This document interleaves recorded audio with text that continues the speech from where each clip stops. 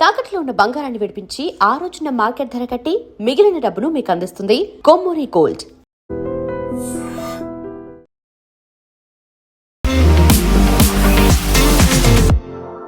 నమస్తే, welcome to I dream news and నిజాలు. UAE అధ్యక్షుడు షేక్ మహమ్మద్ బిన్ జాయద్ కేవలం గంటన్నర సేపు మాత్రమే భారతదేశంలో ఉన్నారు. అది కూడా ప్రధానమంత్రి నరేంద్ర మోదీతో రహస్యంగా మీట్ అయ్యారు.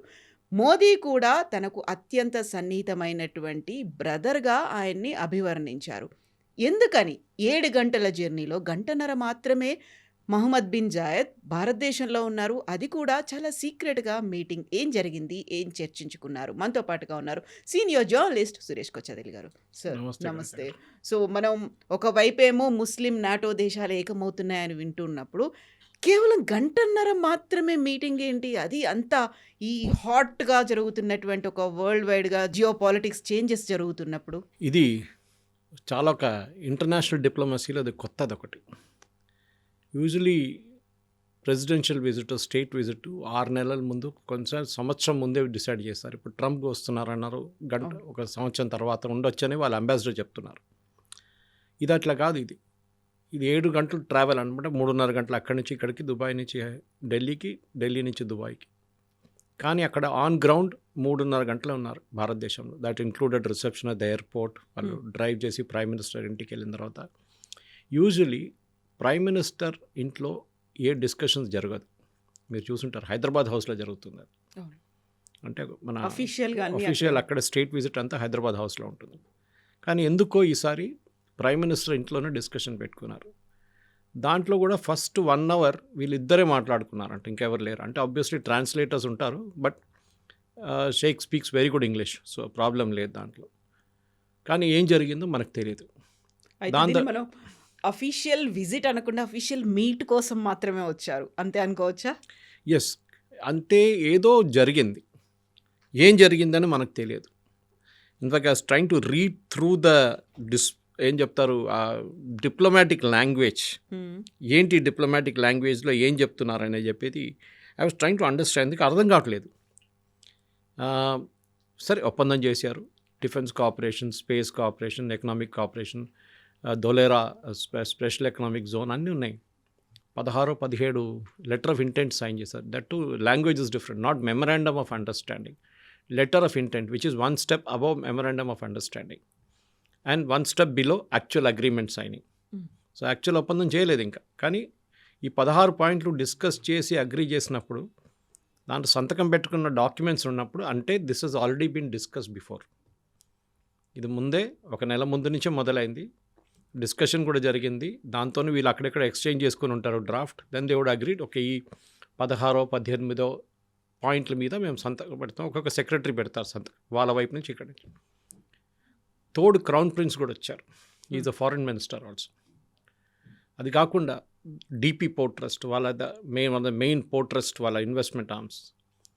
4వది వాళ్ళ chief of investment Abu Dhabi investment trust. కానీ మిగతా దాంట్లో if you look at the entire thing, వాళ్ళకి $1.7 trillion వాళ్ళ దగ్గర ఇన్వెస్ట్మెంట్ కెపాసిటీ ఉంది డబ్బులు పెట్టడానికి. ఇంత పెద్ద డెలిగేషన్ తీసుకొచ్చి 3.5 గంటల సేపు ఉండి సంతకం చేసి వెళ్ళిపోయారంటే ఏదో జరిగింది. They didn't want to stay for a longer time. అది ఏదైనా థ్రెట్ పర్సెప్షనో ఏదుందో తెలియదు మనకి ఎందుకు జరిగింది అనేది. కానీ కవిత గారు, మీరు అడిగిన ప్రశ్న కరెక్టే. ఇంత అర్జెన్సీ ఏముండే రావడానికి, వచ్చిన తర్వాత కూడా ఇంత జల్దీ ఎందుకు వెళ్ళిపోయారు అనే ఒక ప్రశ్న వస్తుంది అనమాట.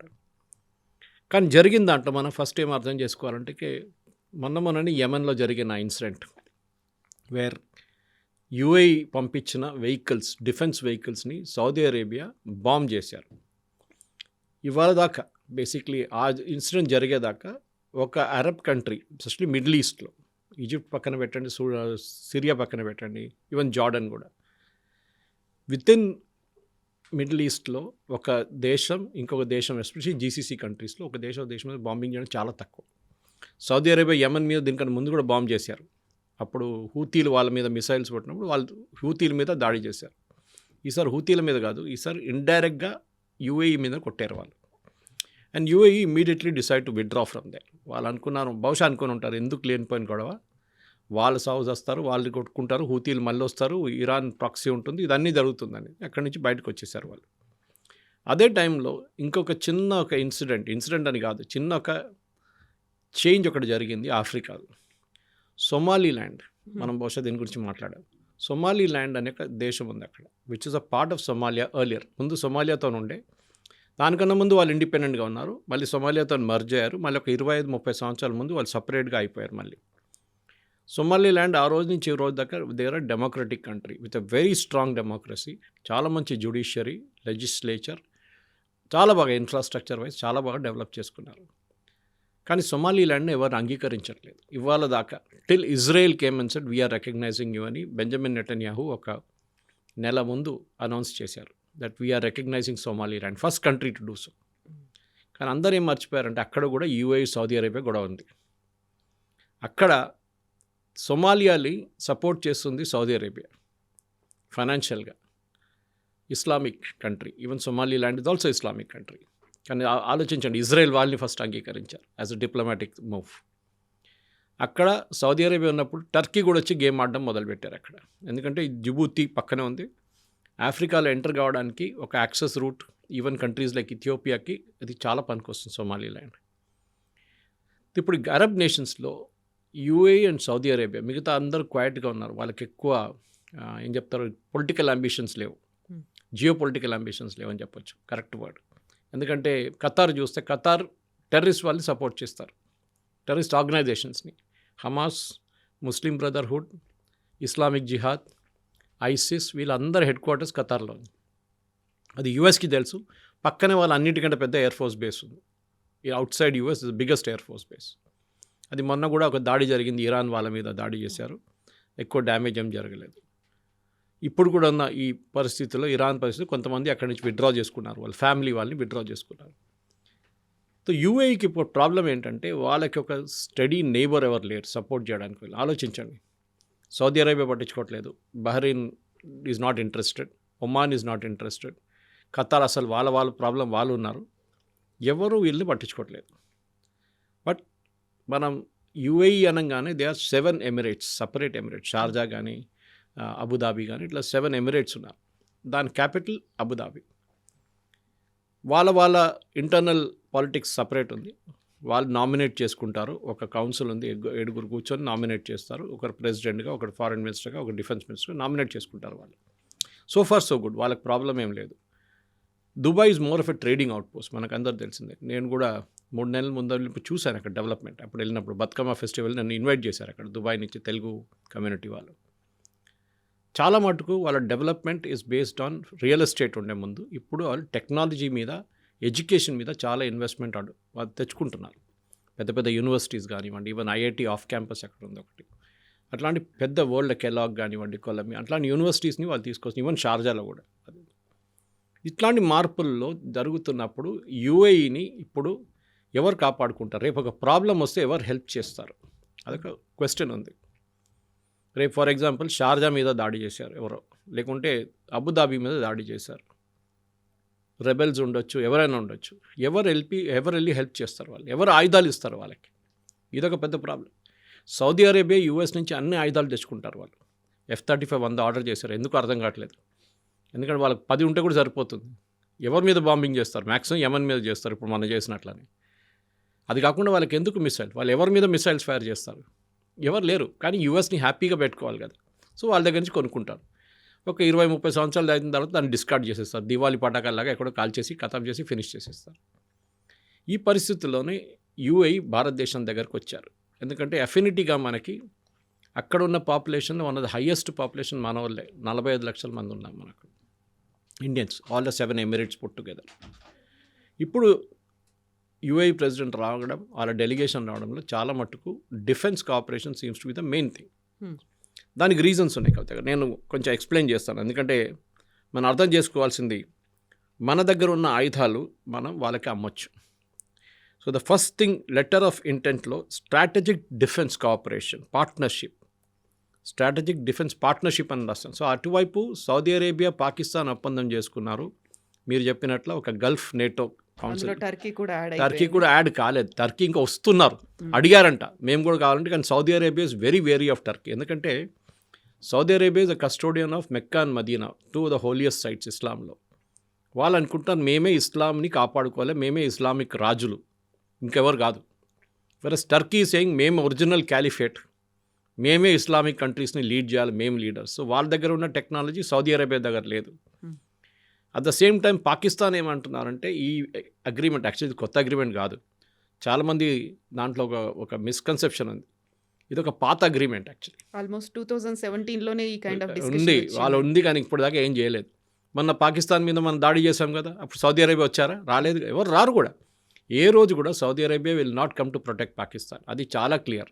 అది కావాలంటే యూఎస్ చూసుకుంటారు, మొన్న చేసినట్లనే వాళ్ళు సీజ్ ఫైర్ తీసుకొచ్చి ఖతం చేసేస్తారు, ఫినిష్ చేసేస్తారు, అక్కడే ఏది జరిగినా యుద్ధం అక్కడ. సో డిఫెన్స్ పార్ట్నర్షిప్లో చాలా మటుకు strategic and heighten geopolitical churn in west Asia. Language, ministry of external affairs language నేను చదువుతాను, అండ్ పర్షియన్ గల్ఫ్. ఈ రీజన్లో మొత్తం జరుగుతున్న ఒక పెద్ద ఒక ఏం చెప్తారు ఒక పొలిటికల్ టర్న్ తీసుకుంటుంది. ఇప్పుడు దాకా చాలా పీస్ఫుల్గా ఉన్న ఏరియాని సడన్గా సౌదీ అరేబియా యూఏఈ టెన్షన్లో మీరు మా వైపు ఉన్నారా, మీరు వాళ్ళ వైపు ఉన్నారా అని చెప్పి ఒక డిఫరెన్స్ వచ్చేస్తుంది అనమాట. ఈ ఇంటెంట్లోనే మనకు చాలా మటుకు అర్థం చేసుకోవాల్సిందంటే ఒకటో రెండో మేజర్ చేంజెస్ నేను దాని గురించి చెప్తాను కవిత గారు. డిఫెన్స్లో ఒకటి, మన వైపు నుంచి ఉన్న ప్రొడక్షన్ని మనం యూఏఈకి అమ్మబోతున్నాం. అది ఏదైనా ఉండొచ్చు, మిసైల్స్ ఉండొచ్చు, డ్రోన్స్ ఉండొచ్చు, ఏదైనా. స్ట్రాటజిక్ డిఫెన్స్ పార్ట్నర్షిప్లో మనం తయారు చేస్తున్న defence equipment we can cell to UAE. ఎవరు రెస్ట్రిక్షన్ లేదు మనకి. పాకిస్తాన్కి రెస్ట్రిక్షన్ ఉంది, ఎందుకంటే వాళ్ళు యూఎస్ ఎప్పుడు వాళ్ళని కంట్రోల్ చేస్తూనే ఉంటారు, వాళ్ళు ఎప్పుడు ఎవరికి అమ్ముతారు. అని ఇప్పుడు కూడా మొన్న కూడా ఏం చెప్పారు, we will extend our nuclear umbrella to Saudi Arabia అన్నారు అగ్రిమెంట్ ప్రకారం. వాళ్ళు చేయకూడదు, they have no right to do it. International లాలో అది అలౌడ్ కాదు. మీ న్యూక్లియర్ వెపన్ ఏదో సూపర్ మార్కెట్లో వెళ్ళి అమ్మడానికి పెట్టుకోలేదు మీరు, so you cannot do it. కానీ ఎవరు సీరియస్గా వాళ్ళని తీసుకోరు పాకిస్తాన్, వాళ్ళు చెప్పినప్పుడు ఎవరు పట్టించుకోరు వాళ్ళని. ఈ స్ట్రాటజిక్ డిఫెన్స్ పార్ట్నర్షిప్లో మనం ఒక అగ్రిమెంట్ సైన్ చేశాం అనమాట. దాంట్లో we will supply missiles, we will do joint exercises. ఇప్పుడు జాయింట్ ఒక డెజర్ట్ సైక్లోన్ అని చెప్పి ఒక జాయింట్ ఎక్సర్సైజ్ చేయబోతున్నాం యూఏఈతో, వాళ్ళ ఆర్మీ, వాళ్ళ ఎయిర్ ఫోర్స్, వాళ్ళ నేవీతోని మనం కూడా we'll participate in joint exercise. That is very very different. దీనికన్నా ముందు జరిగిన అన్నిటికంటే చాలా డిఫరెంట్ ఇది. మన యూజువల్ ఎక్సర్సైజ్ ఆస్ట్రేలియాతోనో, యూఎస్తోనో, యూకేతోనో చేస్తూనే ఉంటాం మనం. కానీ ఫస్ట్ టైం వీఆర్ డూయింగ్, దీనికి ముందు చేసాం కానీ it was a joint exercise. ఈసారి ఓన్లీ విత్ యూఏఈ వీఆర్ మనం చేయబోతున్నాం అనమాట. ఇంకోటి చాలా important, intelligence sharing and counter terrorism. మొన్న నిన్న జరిగిన ఒప్పందంలో చాలా క్లియర్గా చెప్పారు, we condemn all forms of terrorism. And FATF లిస్ట్లో మేము ఏ దేశం టెర్రరిజంని స్పాన్సర్ చేస్తున్నారో వాళ్ళ వ్యతిరేకంగా ఎఫ్ఏటిఎఫ్ లిస్ట్లో వాళ్ళని తీసుకొస్తాం. అంటే ఎఫ్ఏటిఎఫ్ అంటే మీకు it is a list which is financial action task force. అంటే మీరు ఒక టెర్రరిస్ట్ గ్రూప్ని ఫండ్ చేస్తున్నారంటే మీరు ఆ లిస్ట్లో వచ్చేస్తారు. పాకిస్తాన్ మొన్న దాకా ఉండే గ్రే లిస్ట్ అంటారు దాన్ని, గ్రేలో ఉన్నారు. దాని తర్వాత బ్లాక్లో అయితే టోటలీ బ్లాక్ లిస్ట్. కానీ స్ట్రేంజ్లీ ఖతార్ ఆ లిస్ట్లో లేరు, ఎందుకంటే వాళ్ళు యూఎస్ మీద ఇన్ఫ్లుయెన్స్ యూజ్ చేసుకుంటారు. మేము వీళ్ళని కంట్రోల్ చేయడానికి మా దగ్గర పెట్టుకుందాం, లేకుంటే వీళ్ళు వెళ్ళి ఎక్కడ బాంబు వేస్తారో మాకు తెలియదు, మా దగ్గర కూర్చుంటే చేయరు కదా అని చెప్పేసి. ఇది ఖతార్ లాజిక్ అన్నమాట. సో ఎఫ్ఏటిఎఫ్ కింద కూడా తీసుకొస్తుంది చాలా క్లియర్గా, this is aimed at Pakistan. మొన్న కూడా సేమ్ యూఏఈ ప్రెసిడెంట్ అక్కడ వెళ్ళినప్పుడు వెన్ హీ వాజ్ దేర్, ఆ టైంలో ఈ సౌదీ అరేబియాతో గొడవ జరిగింది కవిత గారు. ఇమ్మీడియట్ ఆయన అక్కడ ఉన్నప్పుడు Pakistan gave a statement saying we're supporting Saudi Arabia. ఆలోచించండి, మీ హెడ్ ఆఫ్ స్టేట్ అక్కడ ఉన్నారు, UAE president is the sheikh Mohammed bin Zayed. అక్కడ ఉన్న టైంలో పాకిస్తాన్ ఒక స్టేట్మెంట్ ఇస్తున్నారు that we support Saudi Arabia. Yemen బాంబింగ్లో సౌదీ అరేబియాని మేము సపోర్ట్ చేస్తున్నాం. UAE president sitting right in Pakistan. That is a big diplomatic disaster. దాని తర్వాత బహుశా ఈ డిసిషన్ తీసుకున్నారు that he will come to India. Announce చేయలేదు, ఎందుకంటే ముందు అనౌన్స్ చేశారనుకోండి what would happened is US pressure పెడుతుండే ఆయన మీద, మీరు వెళ్ళకూడదు ఇండియాకి, మళ్ళీ అది ప్రాబ్లం అవుతుంది పాకిస్తాన్తో, అది అవుతుంది ఇది అవుతుంది, సౌదీ అరేబియాతో ఇష్యూ అవుతుంది, ప్లీజ్ డోంట్ గో అని చెప్పి ఆయన మీద ఫుల్ ప్రెషర్ పెడతారు. దానికోసం ఈ విజిట్ని టోటలీ సీక్రెట్గా పెట్టుకున్నారు. జస్ట్ 2 రోజుల ముందు అనౌన్స్ చేశారు, వచ్చారు, మీరు చెప్పినట్లు 3.5 గంటలు ఉన్నారు, దాని తర్వాత వెళ్ళిపోయారు. ఈ was not coming from a third country, ఏదో వస్తున్న రూట్లో దిగేసి కొంచెం బ్రేక్ తీసుకొని స్టాప్ ఓవర్ లా కాదు. ఓన్లీ దీనికోసం వచ్చి అక్కడికే మళ్ళీ రిటర్న్ వెళ్ళిపోయారు. ఇది చాలా ఇంపార్టెంట్. ఎందుకంటే యూజువలీ డిప్లొమాటిక్ విజిట్స్లో యుఎస్ ప్రెసిడెంట్ కానీ ఎవరైనా కానీ వాళ్ళు 3-4 కంట్రీలు విజిట్ చేస్తారు. కానీ ఇక్కడ Sheikh was very clear that ఆయన ఒకటే కంట్రీకి వస్తున్నారు. Is not going to Pakistan after that. దీనికన్నా ముందు వెన్ MBS ఇండియాకి వస్తున్నప్పుడు పాకిస్తాన్ ఆయన రిక్వెస్ట్ చేశారు, మీరు వెళ్తునో లేకుంటే రిటర్న్ వస్తున్నో మా దగ్గర దిగండి ఇస్లామాబాద్లో. ఈ సెడ్ నో. ఆయన వెళ్ళారు. తర్వాత ఒక 15 రోజుల తర్వాత పాకిస్తాన్కి వచ్చారు.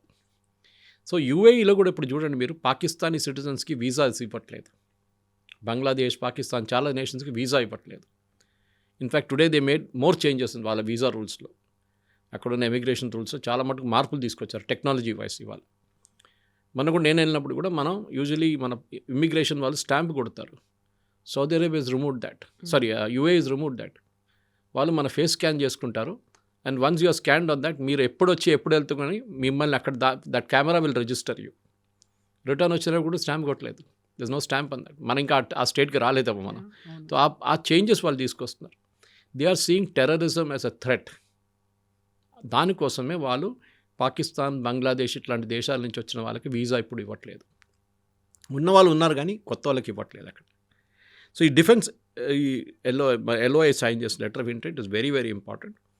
బహుశా మన దగ్గర ఉన్న మిసైల్ కేపబిలిటీస్ మనం వాళ్ళకి అమ్మొచ్చు, including BrahMos. We can sell it to UAE. ఇది కాకుండా నెక్స్ట్ ఒకటి స్ట్రాటజిక్ డిఫెన్స్ పార్ట్నర్షిప్లో industrial collaboration, defence industrial collaboration. మన దగ్గర ఉన్న DRDO, BDL, HAL, మన దగ్గర ఉన్న ఆర్డినెన్స్ ఫ్యాక్టరీస్, ఇక్కడ ప్రొడ్యూస్ చేస్తున్న ఎక్విప్మెంట్ని వాళ్ళు పెట్టుబడి పెడతారో చూడాల్సింది. పెట్టుబడి పెడితే then we can actually make more equipment. దాన్ని మనం అమ్మచ్చు UAEకి, వాళ్ళకి అమ్మచ్చు అనమాట. ఇది చాలా ఇంపార్టెంట్. ఎందుకంటే సౌదీ అరేబియా, పాకిస్తాన్ డీల్లో కూడా ఈ మాట అన్నారు వాళ్ళు, దాన్ని మేము జాయింట్గా ప్రొడ్యూస్ చేస్తామని చెప్పి పాకిస్తాన్ స్టేట్మెంట్ ఇచ్చేసి సౌదీ అరేబియా చేయలేదు. Pakistan made the statement. ఎందుకంటే టర్కీ, మీరు అటు చెప్పారు చూడు, టర్కీ రోల్ వస్తుంది. టర్కీ డ్రోన్ టెక్నాలజీలో దే ఆర్ ఎక్స్పర్ట్స్, షిప్ బిల్డింగ్లో దే ఆర్ ఎక్స్పర్ట్స్. చాలా సంవత్సరాల నుంచి వాళ్ళు అది చేసుకొని వస్తున్నారు వాళ్ళు. పాకిస్తాన్కి ఇది 2 లేవు. పాకిస్తాన్కి అమ్ముతారు. ఇప్పుడు చూడండి, పాకిస్తాన్ ఏమంటారు, మేము J-17 అమ్ముతున్నాం, J-15 అమ్ముతున్నాం. మీరు తయారు చేయకపోతే మీరు ఎట్లా అమ్ముతున్నారు? వాళ్ళు ఏం చేస్తున్నారు, చైనా దగ్గర తీసుకొచ్చి they are selling it to third country. Philippines కానీ వాళ్ళకి ఇండోనేషియా లాంటి కంట్రీస్కి ప్రపోజ్ చేస్తున్నారు. ఎందుకంటే డైరెక్ట్ సేల్స్ అలౌడ్ కాదు చైనా నుంచి. సో ఇండైరెక్ట్గా తీసుకొస్తున్నారు అన్నమాట. ఇది ఉన్నప్పుడు నెక్స్ట్ వన్ ఇంకోటి, ఈ ధులేరా అని చెప్పి గుజరాత్లో they are setting up a particular strategic alliance అన్నమాట, ఇన్ఫ్రాస్ట్రక్చర్ ప్రాజెక్ట్స్ కోసం. అక్కడ అన్ని మీరు Emirates is the biggest, one of the biggest airlines in the world ఇప్పుడు. కానీ మెయింటెనెన్స్ ఫెసిలిటీ వాళ్ళ దగ్గర దుబాయ్లో ఉంది ఆల్రెడీ. దే కూడా హ్యూజ్ MRO ఫెసిలిటీ. కొత్తది ఏం ప్లాన్ చేస్తున్నారంటే, now they want to set it up in India also. ఇక్కడ ఒక పైలట్ ట్రైనింగ్ ఫెసిలిటీ కానీ, ఇక్కడ ఒక MRO facility, that is maintenance, repair and overhaul of aircraft, అది భారతదేశంలో కూడా చేయొచ్చు అని చెప్పి ప్రపోజ్ చేస్తున్నారు. అదే కాకుండా ఎనర్జీ, ఇప్పుడు ఈ అగ్రిమెంట్, ఈ ఒప్పందం ప్రకారం 0.5 మిలియన్ మెట్రిక్ టన్స్ LNG మనం వాళ్ళ దగ్గర నుంచి ఇంపోర్ట్ చేయబోతుంది. They don't have much of oil, వాళ్ళ దగ్గర LNG ఉంది. అండ్ దట్ టు దుబాయ్లో ఆయిల్ లేదు, but other Emirates have gas. మనం ఇప్పుడు కూడా అన్నిటికంటే పెద్ద ఎక్స్పోర్ట్ వీఆర్ ఫ్రమ్ ఖతర్ నుంచి. Qatar is a biggest producer of it. So ఇప్పుడు మన దగ్గర ఇప్పుడున్న సేల్, మన వరల్డ్లో నంబర్ 3 పొజిషన్లో ఉన్నారు UAE మనతో ట్రేడ్లో. Number 1 is US, number 2 is China, number 3 is UAE. $100 billion trade ఉంది మనకి UAEకి. దాన్ని Modi garu and sheikh have agreed that we will take it to 200 million in 6 years. 6 సంవత్సరాల్లో దాన్ని డబుల్ చేయబోతున్నామని చెప్పి. బికాజ్ దుబాయ్ ఎట్లా అంటే కన్జంప్షన్ కన్నా ఎక్కువ వాళ్ళు ట్రేడింగ్ పోస్ట్, వాళ్ళ దగ్గర వస్తుంది, ఇక్కడికి వెళ్ళిపోతుంది అది అని.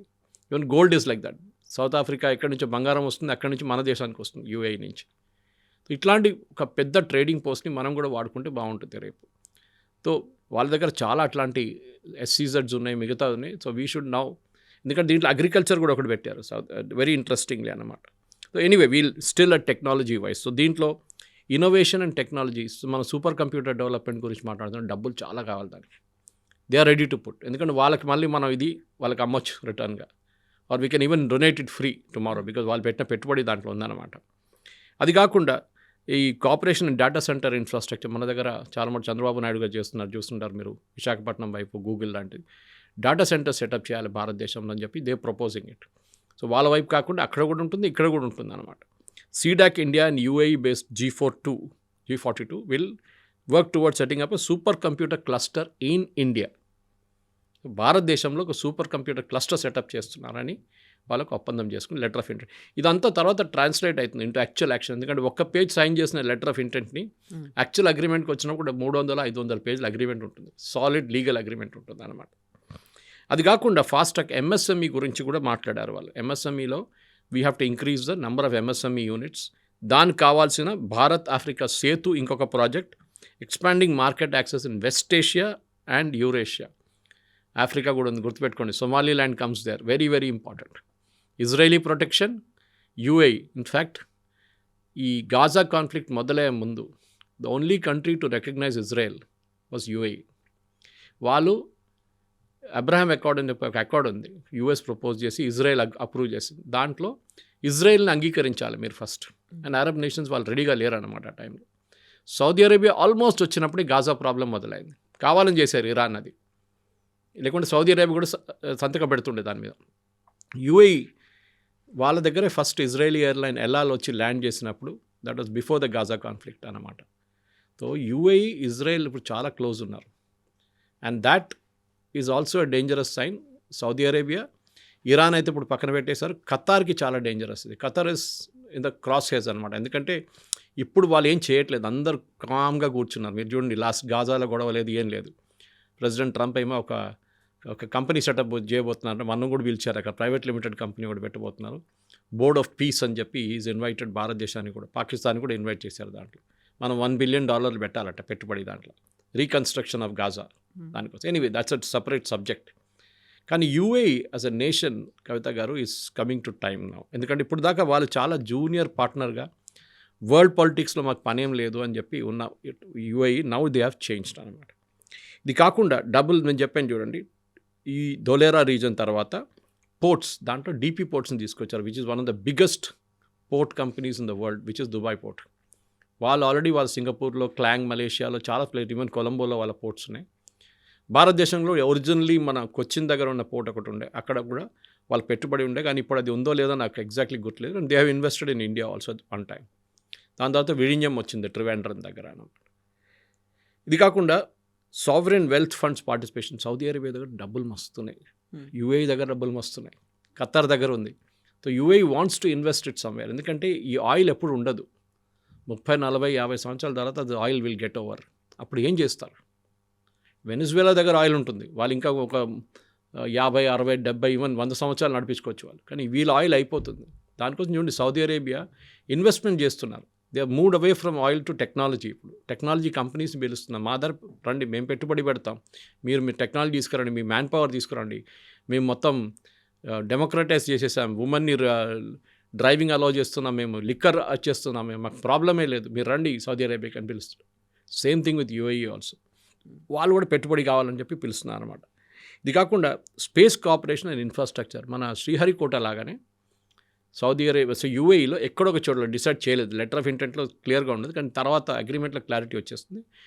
వాళ్ళకొక శ్రీహరికోట లాంటి ఒక place they want to set up. ఎందుకంటే మనం శ్రీహరికోటని ఒట్టి సెటప్ చేయలేమట్లేదు. శాటిలైట్ లాంచ్ చేసేటప్పుడు దాని లాటిట్యూడ్ లాంజిట్యూడ్ పెట్టి ఒక పర్టికులర్ ప్లేస్ చూస్ చేయాల్సి వస్తుంది.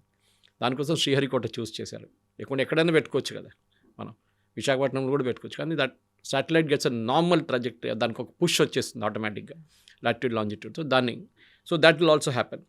ఇస్రో అండ్ వాళ్ళ ఆర్గనైజేషన్ USA కలిసి కొత్త శాటిలైట్లు తయారు చేయబోతున్నారు, దాంట్లో పెట్టుబడి ఉంటుంది.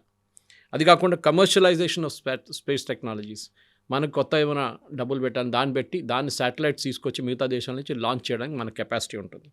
ఫ్యూచర్ మిషన్, మనం మార్స్ మిషన్ ప్లాన్ చేస్తున్నాం, మూన్ మిషన్, దీంట్లో అంతా వాళ్ళు కూడా UAE కూడా పెట్టుబడి పెడతారు, జాయింట్ వెంచర్స్ చేసుకుంటా అంటారు. ఇది కాకుండా AI, ఆర్టిఫిషియల్ ఇంటెలిజెన్స్ కానివ్వండి, ఫిన్టెక్ కానివ్వండి, రిన్యూవబుల్ ఎనర్జీలో కూడా వీళ్ళు UAE set they will put money. ఆలోచించి ఇదంతా ఈ 3.5 గంట సేపట్లో మొత్తం సంతకం పెట్టేస్తారు, అంటే డిసిషన్ ముందే తీసుకున్నారనమాట. It's not surprising. ఒక ఇంటెంట్ ఇన్ని రకాలు మాట్లాడుకోవాలంటే గ్రూప్ ఆఫ్ పీపుల్ ఉంటారు, డిఫరెంట్ సెగ్మెంట్స్లో వాళ్ళు మాట్లాడుకోవాలి, మీటింగ్స్ అనేవి చాలా ఎక్కువ పెట్టుకుంటారు.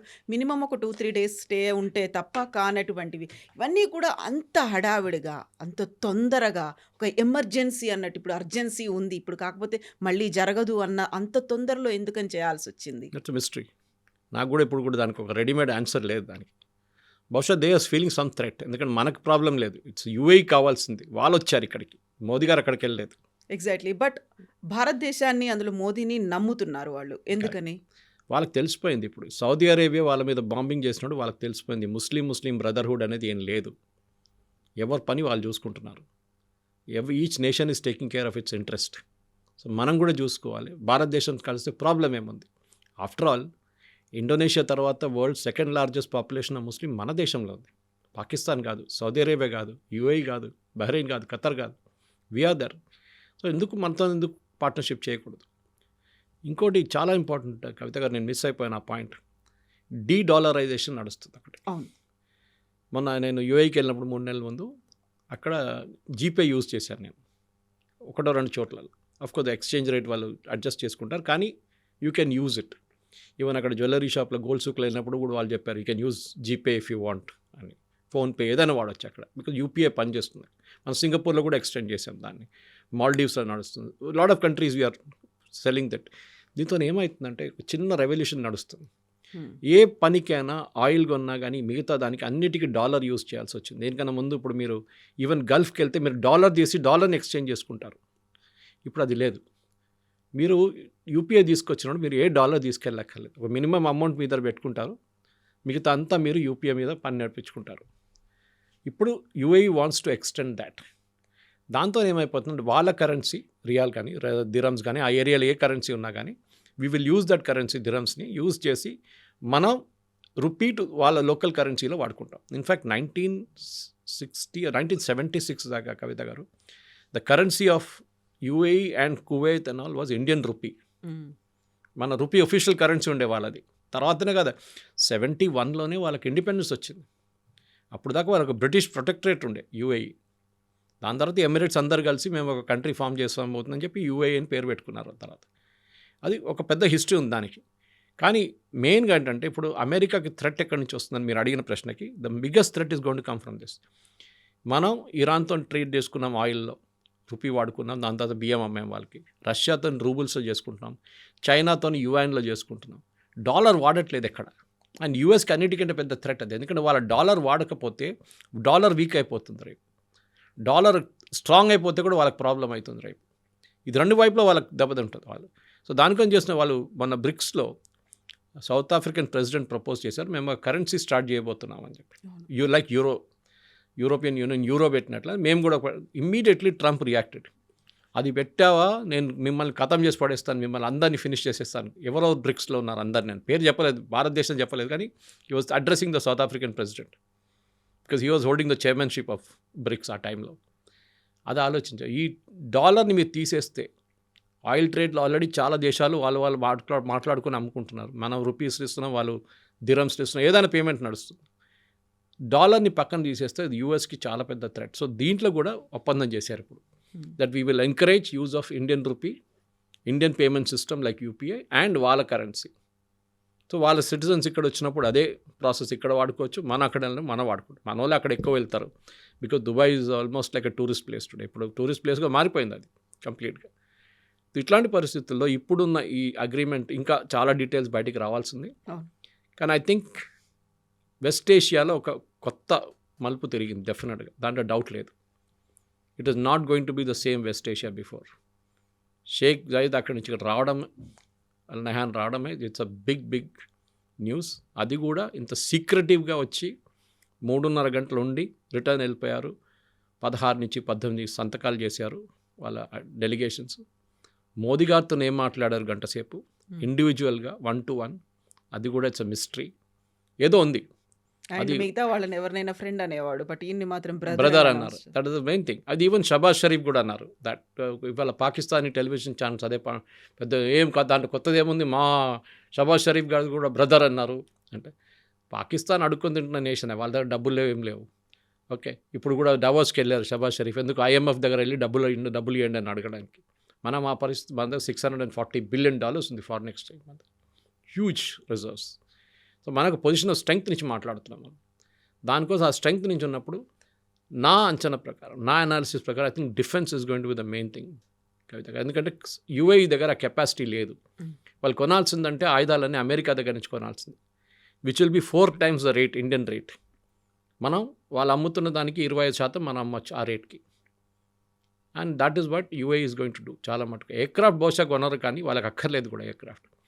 కానీ మిగతా దానికి మిసైల్స్ కానీ ఆ టెక్నాలజీ కానీ, ఇప్పుడు వాళ్ళు సౌదీ అరేబియా వాళ్ళ మీద బాంబింగ్ చేసిన వాళ్ళు డిఫెండ్ చేయలేకపోయారు వాళ్ళు, because they didn't have the technology. అప్పుడు తెలిసింది వాళ్ళకి that we need to have the technology. భారతదేశం ఎట్లా పాకిస్తాన్ ఎట్లా కొట్టారో సింధూర్లో, మనం కూడా అట్లా చేయొచ్చా, అట్లా ఆయుధాలు తయారు చేసుకోవచ్చా. ఆకాష్ కానీ మనం రష్యా దగ్గర నుంచి తీసుకున్న S-400 మనం ఇప్పుడు దాన్ని తయారు చేయబోతున్నాం.